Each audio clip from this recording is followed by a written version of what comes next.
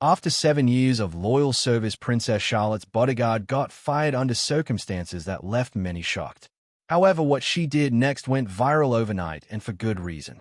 "She trusts me more than anyone else in the world, and I'd take a bullet for her," said Thomas Albridge, standing just outside Buckingham Palace on what would be his last day in service. It's not fair.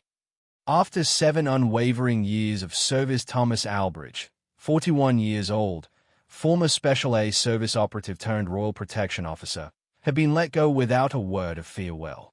No formal acknowledgement, no royal goodbye, just a handshake from the head of royal security and a folder labeled transition. He had been guarding Princess Charlotte since she was 2, watching over her from the shadows during royal tours, public appearances, and those quiet family picnics the world never got to see. He wasn't just her protector, he was her safe space. In a world of palace protocols and royal expectations, Thomas had been the one constant that allowed Charlotte to just be a child. Their bond wasn't scripted. It was real. They had rituals. He'd always arrive exactly 2 minutes early for her morning school run. She'd always sneak him half of her shortbread biscuit during snack time. On long trips, they had a silent sign language code only they understood. It started as a way for her to signal discomfort during formal events, but grew into a full system of private gestures. But now it was over, and no one knew why. The official explanation given to Thomas was vague. Internal restructuring, a shift in policy regarding long-term protection assignments. It sounded like something copied and pasted from a bureaucratic memo. He didn't argue. He simply nodded, handed in his identification badge, and turned to walk down the palace steps for the last time, carrying in his jacket pocket a small silver bracelet Charlotte had slipped into his hand during a quiet moment just days before. It was engraved with a single line, 7 years. "Thank you, Tommy." Across the palace courtyard, Charlotte was inside practicing piano with her tutor, completely unaware that her trusted protector had just been removed from her life. By the time she found out, through a passing comment from her older brother George, the damage had already been done. At just 9 years old, Charlotte was remarkably perceptive. She didn't cry or throw a tantrum. She just went quiet. Her mother, Catherine, the Princess of Wales, noticed the change almost immediately. The usual cheerful chatter at breakfast was replaced by silence. And when asked if anything was wrong, she simply replied, "I'm just tired." But Catherine knew her daughter better than that. Something had shifted, and it was bigger than just a childhood mood swing. Meanwhile, in Kent, Thomas was trying to adjust. He'd used a small portion of his savings to open a modest private security training facility for young veterans. It gave him something to focus on, structure, purpose.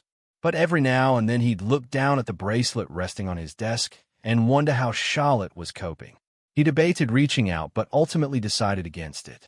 He knew how tight-lipped the palace could be, and he didn't want to stir unnecessary tension or cross any unspoken lines. He figured she'd eventually forget him, but he had underestimated the strength of the bond they shared. Because Charlotte hadn't forgotten, not even a little. Charlotte wasn't just sad. She was processing a loss she couldn't talk about publicly. After all, what could she say? That her protector was gone? That no one even let her say goodbye? The adults around her assumed she was adjusting. But in private, Charlotte had begun a secret routine.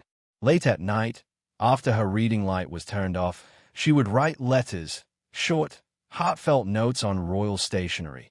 But these letters weren't sent to anyone. She folded each one carefully, tied it with a ribbon, and placed them in a wooden box hidden in the bottom drawer of her desk. In one she wrote, "Dear Tommy, I still imagine you walking behind me during our school walks. I'm sorry I didn't get to say goodbye. I miss your stories. Love, C." As days turned to weeks, Charlotte's new bodyguard, Agent Liam Turner, 34, stern ex-MI5, tried to build rapport, but it was clear he didn't understand her the way Thomas did. He followed protocol but lacked the warmth Charlotte had come to trust. Every time he tried to joke or ask her about her day, she offered polite but clipped responses. One afternoon, while attending a children's charity event, Charlotte was asked to give a short speech. She walked up to the podium, glanced at the sea of faces, and froze. It wasn't stage fright. It was the overwhelming realization that the man who always stood just to her right, just behind the camera flashes, was no longer there. She managed to smile and delivered her speech. But afterward, as she sat quietly in the back of the car, William turned to ask, "Are you okay?" "I miss someone," she said simply, staring out the window. Later that evening, as William and Catherine reviewed her behavior with a longtime nanny, they were told something unexpected. "She still talks about Thomas," the nanny said. "She even talks to him sometimes when she's alone in her room." It wasn't unusual for children to form deep attachments, but this wasn't just a phase. The emotional tether hadn't loosened. If anything, it had grown tighter with the silence. Back in Kent, Thomas continued to find small reminders of Charlotte tucked in odd places, an old drawing she had given him during a long flight to Canada, a note in his work folder that read, "You're the best ninja ever." One evening, while reviewing applications for his training course, he came across a thick envelope in his mailbox. There was no return address. Inside were a series of printed photographs, Charlotte at various events, standing beside her new guard. On the back of each photo was a small message written in pencil, "Still smiling but not the same."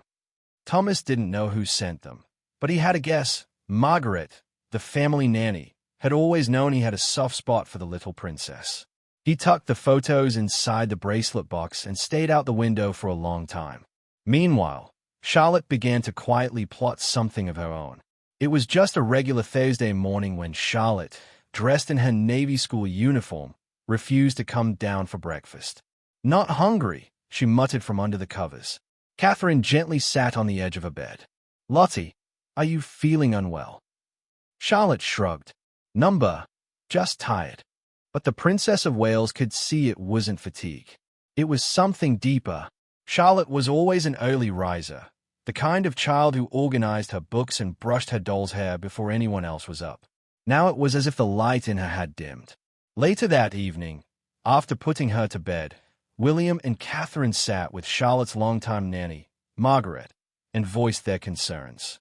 She took a deep breath before speaking. "She's still grieving the loss of Thomas. She may not say it aloud, but she hasn't been the same since he left." William looked away. He'd suspected it, but hearing it out loud made it undeniable. She didn't just lose a guard. She lost a friend. Catherine shook her head. "She's not moving on, Will. She's holding on to someone who's been completely cut out of her life without warning."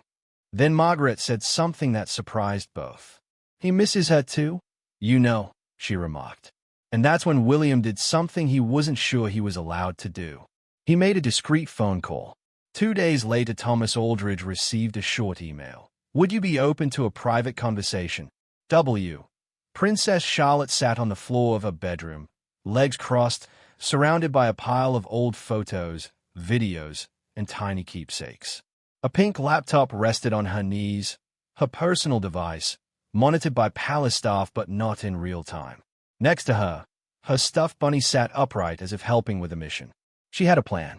Ever since her cousin Emily had shown her how to make a private slideshow with music, Charlotte had become obsessed with telling stories through pictures and videos.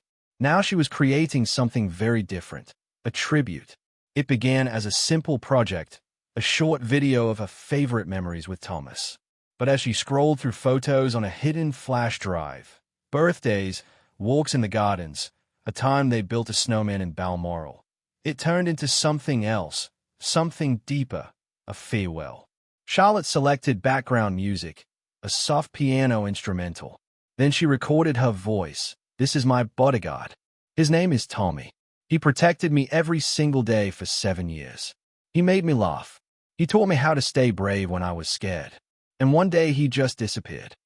Her voice cracked slightly at the end. She paused the recording, took a deep breath, and started again. Over the course of several evenings, Charlotte refined the video. She included scanned drawings he helped her with. The final shot was the bracelet she gave him, held up in front of the camera lens with her whispering, "This is for you." But there was one problem, uploading it. Charlotte knew how strict palace guidelines were. Every email, every text, even her drawings were reviewed by staff. But her cousin Emily had shown her a trick, how to create a private YouTube account that wasn't tied to any family profile. It would look like any other anonymous upload. The video sat in draft mode for 3 days. She would open the tab, hover over the publish button, and close it again. She wasn't scared of the consequences. She was scared of being misunderstood. Back in Kent, Thomas sat quietly across from Prince William in a private cafe on the outskirts of London. She hasn't been herself, William admitted. We didn't realize how much you meant to her until after you left. I didn't leave, Thomas replied gently. I was let go. William nodded slowly. I know, and if it's any consolation, it shouldn't have happened that way. They parted without promises of reinstatement, but it was a moment of closure, respect, recognition. The next day, Charlotte woke early. The palace was quiet. Her tutor hadn't arrived yet. Breakfast hadn't been called. She sat in front of her laptop, heart pounding, hands cold, and with one quiet click she hit publish. The tribute video went viral overnight. But Charlotte had no idea just how fast the world was about to react. By noon the next day, the palace press office was overwhelmed. It started with a handful of shares on a royal fan forum. Then a parenting blogger reposted it. By 2 p.m. the video had gained over 200,000 views, and by dinner time it had hit 1.4 million. The video was anonymous, no face, no signature, but anyone with half a clue could tell it had come from someone close, someone personal. His gentle presence in her life was clear even to strangers. But what truly stunned viewers wasn't the imagery. It was the voiceover. Charlotte's young, genuine voice spoke with a grace and maturity far beyond her 9 years. He wasn't just my bodyguard. He was my friend. And even though I'm a princess, I don't always feel brave. But he made me feel safe.